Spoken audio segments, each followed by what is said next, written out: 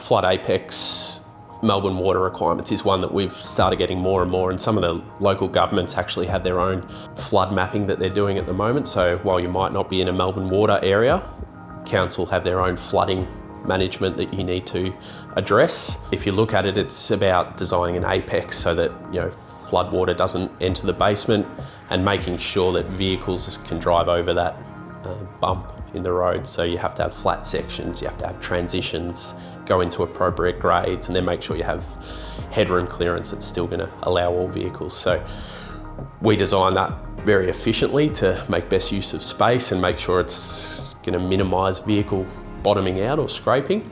So that's one where we're very regularly involved in, because it can have massive implications onto your ground floor over the ramp. You can potentially lose an entire apartment if you haven't designed it to allow for the appropriate flood apex.